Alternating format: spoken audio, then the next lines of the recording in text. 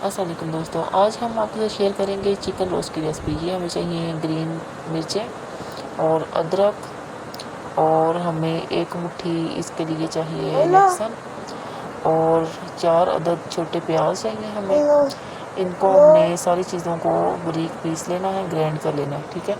उसके बाद हमें चाहिए काली मिर्चें और साबुत गरम मसाला और सूखा धनिया, और इन सब को भी हमने अलग से पीस लेना है, बारीक पीस लेना है इन सब चीज़ों को। और अब हम आ जाते हैं चिकन की तरफ। इसको हमने इस तरह से कट लगा लेने हैं, और उसके बाद हमने इसको मैरिनेट करने के लिए रखना है। मैरिनेट करने के लिए सबसे पहले हम इसमें ऐड करेंगे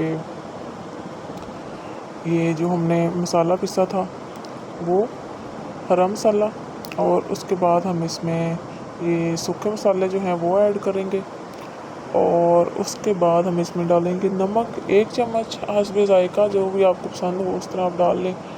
और फिर हम इसमें हल्दी ऐड करेंगे और थोड़ी सी लाल मिर्चें ऐड करेंगे, और फिर हम इसमें डाल देंगे 1 चुटकी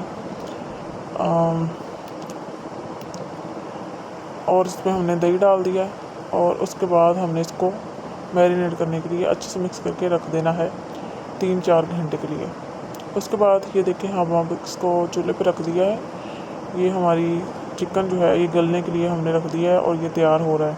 जब इसका पानी बिल्कुल खुश्क हो जाएगा तो हमने इसको उसके बाद फ्राई कर लेना है। मैंने इसको फ्राई नहीं किया, मैं इसको ऐसे ही पसंद करती हूँ, और ये बहुत लजीज बना है। इसको ज़रूर ट्राई करें, और मज़ीद वीडियोज़ के लिए चैनल को सब्सक्राइब कर दें, और वीडियो को लाइक कर दें और शेयर कर दें।